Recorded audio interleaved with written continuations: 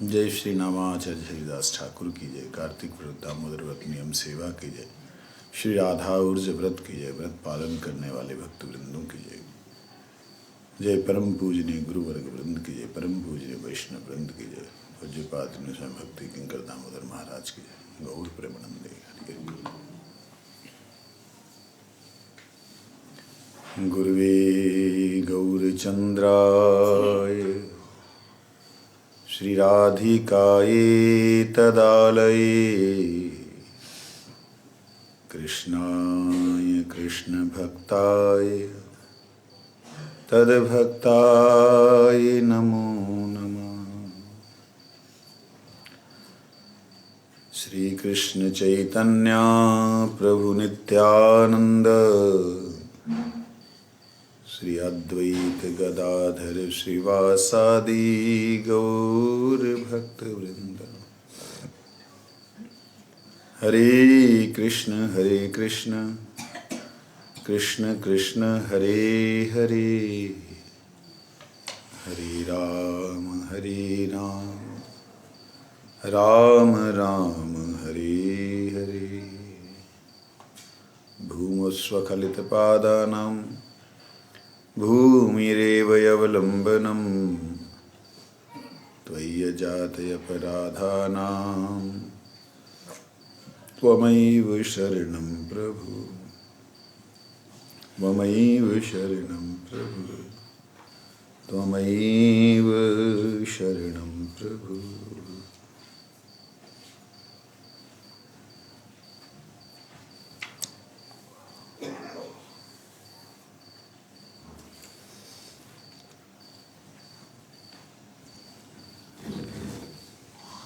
हम लोग श्रवण कर रहे हैं श्री भजन रहस्य।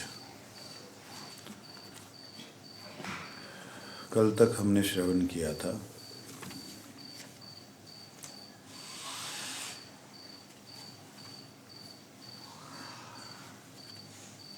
कि जो कर्म हैं वो भी सुंदर नहीं है अगर कृष्ण को अर्पित नहीं है।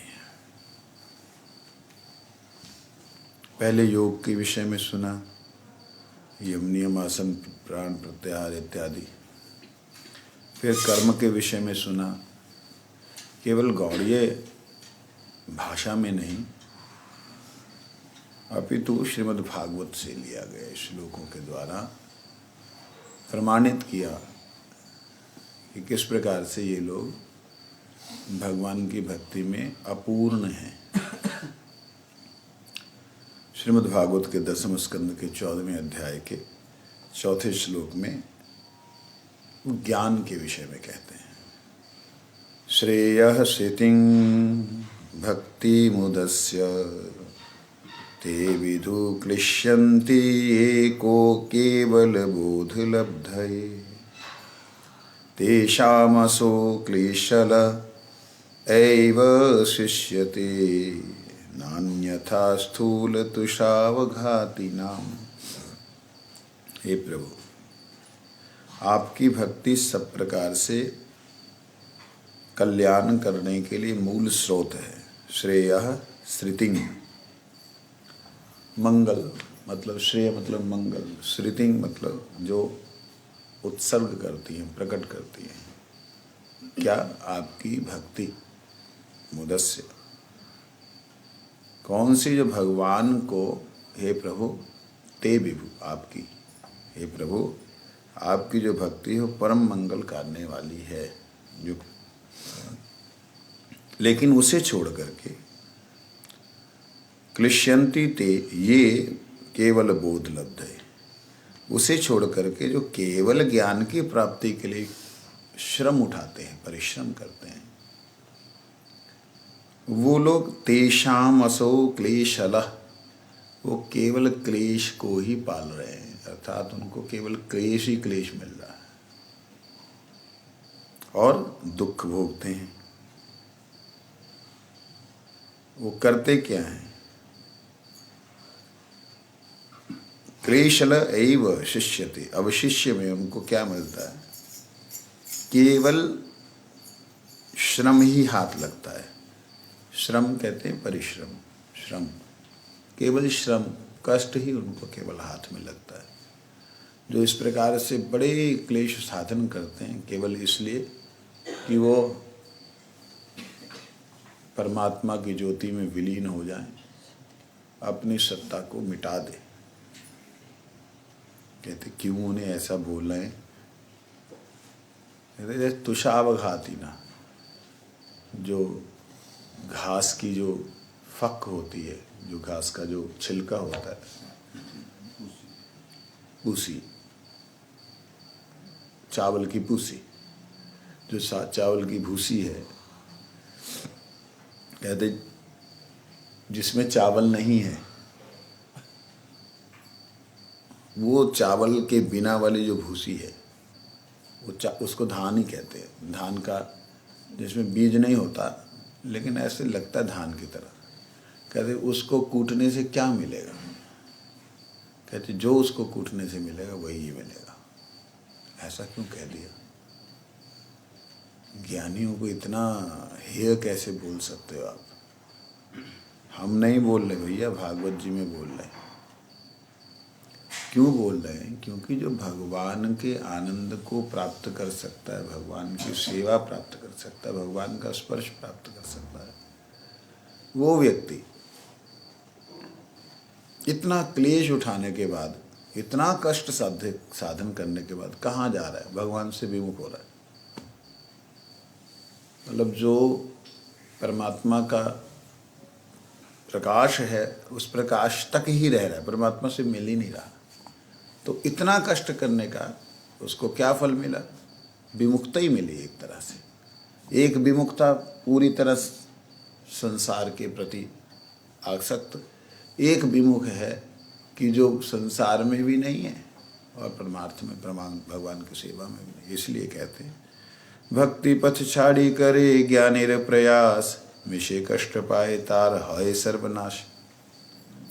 अति कष्टे तुष कुटी तंदुल न पाए, भक्ति शून्य ज्ञाने यथा वृथा दिन जाए।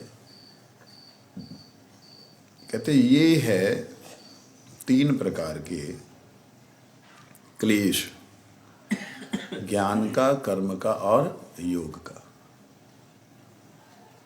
जिसमें प्रेम ना मिले जिस साधन से। भगवान की कृपा जो साक्षात हमारे बीच में वैष्णव के रूप में है, उनका संग ना मिले तो भक्ति कहाँ से होगी? भक्ति अस्तु भगवत भक्त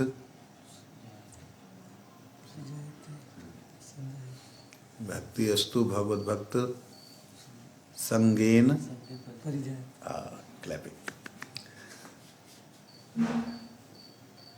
भक्ति अस्तु भगवत भक्त संगेन परिजायते। आगे सत्संग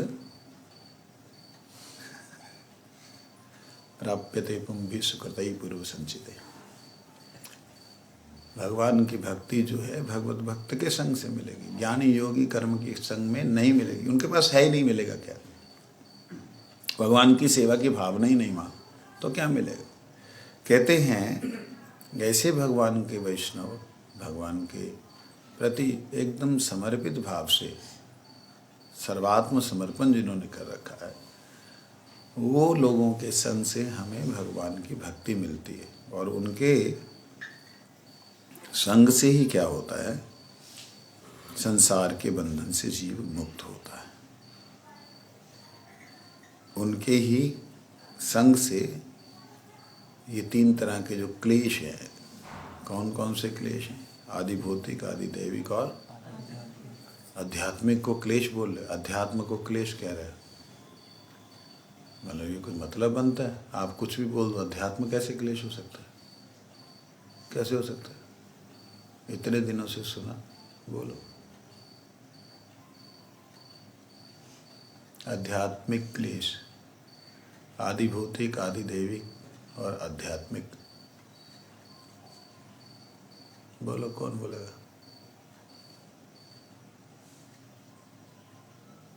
इतने दिनों से। हाँ बोलो बोलो। साधन मार्ग पर आने वाले जो विपत्ति है, नहीं वो नहीं, बोलो। आत्मा का क्लेश बोलो। याद नहीं। आत्मा को भी क्लेश होता है, होता है क्या? जब हम आध्यात्मिक पद में आते हैं तब जब चित्तोदर्पण मार्जन होते तब बहुत सारे जन्मों का कर्म का फल सामने, तो उस हिसाब से क्लेश भी आता है। अच्छा, हम आत्मा भूल गई है, परमात्मा से आए हैं, तो वो भूलने के कारण इस संसार में जो अटक गई है वही हमारा आध्यात्मिक क्लेश है। जो आपने आत्मिक क्लेश बोला ना आत्मा का, वो क्या क्लेश है? वो क्लेश है भगवान से बिछुड़ने के कारण आत्मा कष्ट पा रही है, लेकिन वो कष्ट अपना समझा नहीं पा रही। किसको? शरीर को, मन बुद्धि को। तो वो कब समझाती है कि मेरे को सुख नहीं मिल रहा है? कई बार आपका एकदम मन उचाट सा होता है, मन कहीं भी नहीं लगता। क्यों? क्योंकि ऊपर वाला जो आत्मा है उसने स्विच ऑफ कर रखा है। नहीं, मेरे को कुछ नहीं अच्छा लग रहा। वो मन रिमोट दबाता, आजकल तो रिमोट है ही नहीं। वो एक रील दूसरी रील तीसरी रील करता, उसको अच्छा नहीं लगता। आत्मा को, तो जब आत्मा को अच्छा नहीं लगता संसार का कोई भी सुख इंडिकेशन दे रही है, अगर ठीक उसी समय गुरुदेव का, भगवान का मंत्र जब करने लगे व्यक्ति, तो आत्मा को बहुत बल प्राप्त होता है। लेकिन करता क्या है, आत्मा रुष्ट हुई मतलब मेरे को नहीं चाहिए, और मन भी फिर टूट जाता है। फिर मन कहता है मेरे को ही माला नहीं उठानी, माला से भी विमुख हो जाता है। यहाँ पे थोड़ा सा क्लेश जो है, इस आध्यात्मिक क्लेश को महापुरुषों ने मानसिक क्लेश कहा है, क्योंकि मन को भी भगवान ने आत्मा कहा है। लेकिन ये आध्यात्मिक क्लेश आत्मा से जुड़ा हुआ जो मन के ऊपर अपना प्रभाव छोड़ता है, वो है आध्यात्मिक। ये 3 प्रकार के ताप हैं, इससे हम लोग क्या हो रहा है, जल रहे हैं। ये कैसे होता है? नातः परमं कर्म निबंध कृंतनम मुमुक्षुताम तीर्थ पदानुकीर्तनात् नायत पुनः कर्मसु सज्जते मनो रजस्तमोभ्याम कलिलम ततो अन्यथा।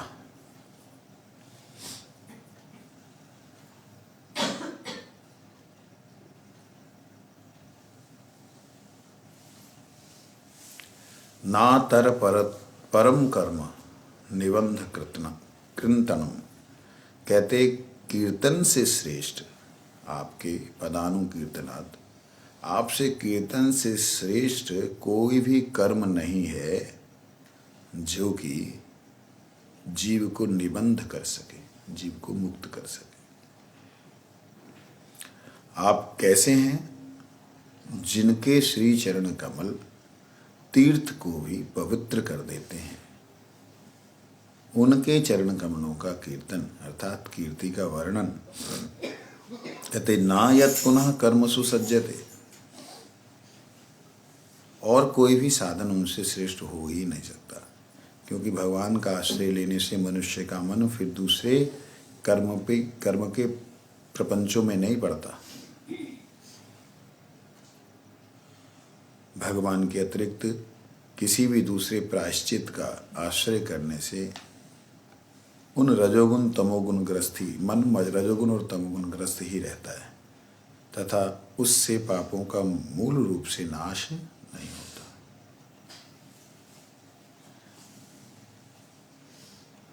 कर्म बंध सुखंड मोक्ष प्राप्ति संगठन कृष्ण नाम कीर्तने साधये कर्मचक्र रजस्तम पूर्ण रूपे विनिर्गम नाम बिना नाही अन्य उपाय। पद्म पुराण में लिखा है, सकृत् उच्चारितं येन हरिरित्य अक्षरद्वयम् बद्धपरीकरस्तेन मोक्षाय गमनं प्रति। हरि, ये दो अक्षर जिसके मुख से बार बार बिना प्रयास से अथवा एक बार भी बिना प्रयास से उच्चारित हो जाए उसके लिए मुक्ति अनायास हो जाती है। एक बार बिना प्रयास से अगर उच्चारित हो जाए, जैसे एक तुलसीदास जी ने लिखा है, बार बार मुनि यत्न कराहे अंत राम मुख आवत नाहि। भगवान का नाम अंत काल में मुख में नहीं आता है, बार बार मुनि जो है यत्न करते हैं। इसका क्या अभिप्राय है? हम लोग सब लोग प्रयत्न छोड़ दें? भगवान कहते हैं यम यम वापि स्मरणम तत्यन्ते क्लेवरम तम तमवेति कौन्तेय सदा तद भाव भावित। हमेशा उसी भाव में भावित रहिए जहाँ आपने जाना है, जिसको आपने प्राप्त करना है। भगवान ऐसा कह रहे।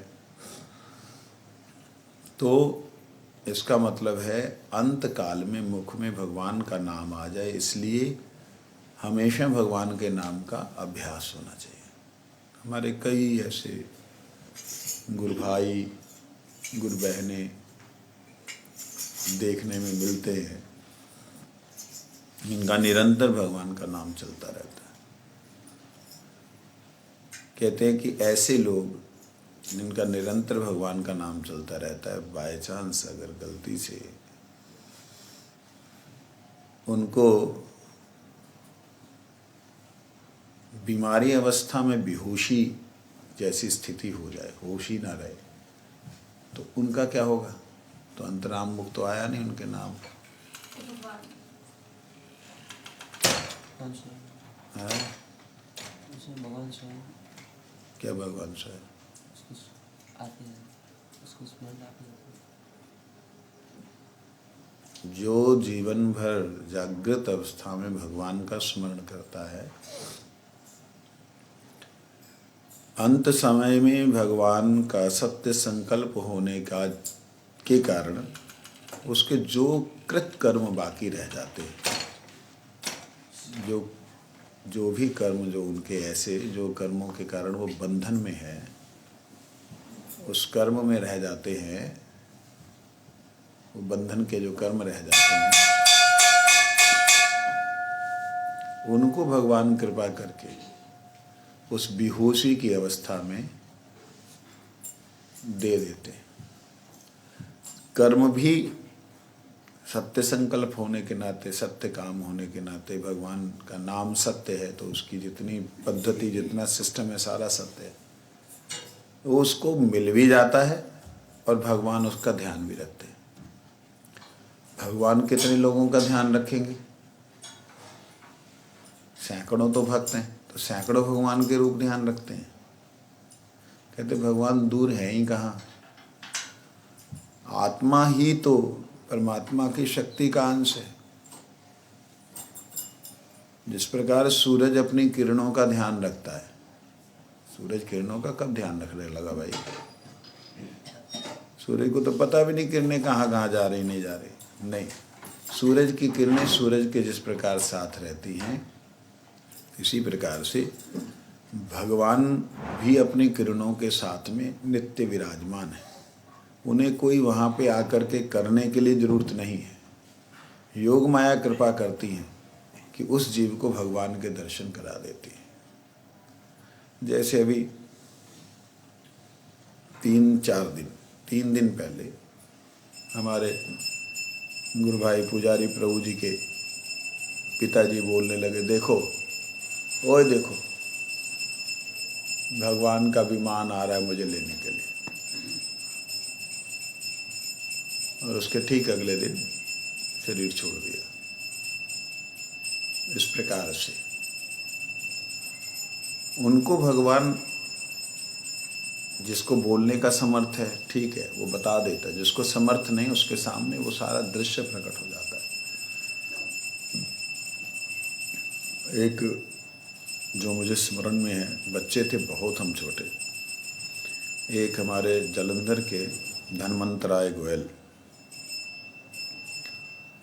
विष्णुप्रिया हमारी गुरु बहन जो दिल्ली की हैं, उनके पिताजी,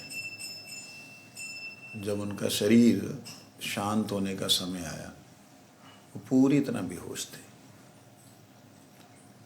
कोई भी हलचल नहीं थी शरीर में, मतलब जैसे कोमा में होते ना वैसे।